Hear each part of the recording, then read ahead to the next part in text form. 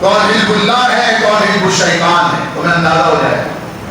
ان تتقوا اللہ یجعل لکم فرقانا. دوسرا کیا فائدہ ہوگا؟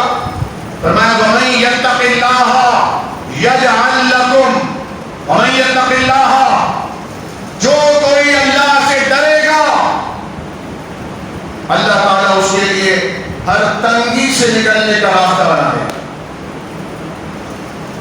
یجعل لہ مخرجا ویرزقہ من حیث لا یحتسب، اور اسے ایسی جگہوں سے رزق پہنچے گا جہاں اس کا گمان بھی نہیں جاتا.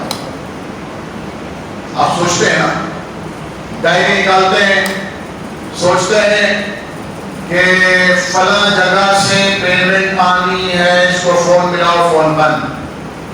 فلاں جگہ سے آرڈر آ سکتا ہے، اس کو فون ملاؤ، یہاں بات کیا ہے، خیریت ہے، طبیعت صحیح، یار کیا ہوا بھائی بھول گئے کیا، آرڈر نہیں آ رہا؟ ہاں یار وہ کسی اور کمپنی کو آرڈر دے دیا تھا، آپ کا کام جو ہے نا پاپا کو پسند نہیں آیا، ڈیڈی کو پسند نہیں آیا. یار ایسی بات نہیں ہے، موقع تو دیں، ہم انشاءاللہ ازالہ کر دیں گے. آپ کا ذہن کہیں اور چل رہا ہے، لیکن تقویٰ آپ نے اختیار کر رکھا ہے.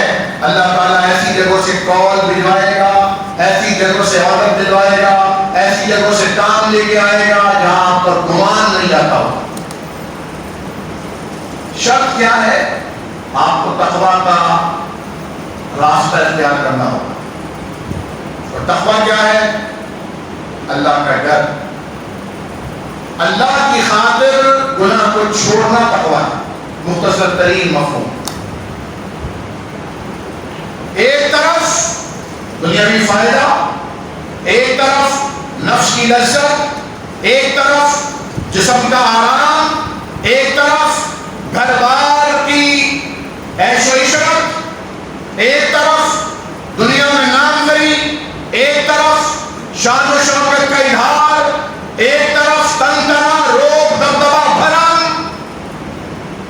دوسری طرف اللہ کی رضا، اللہ کی پسند، اللہ کی مسکراہٹ، اللہ کی محبت، اللہ کی نظر رحمت، اللہ کا اپنے پیارے فرشتوں میں ہمارا ذکر کر دینا. سبحان اللہ.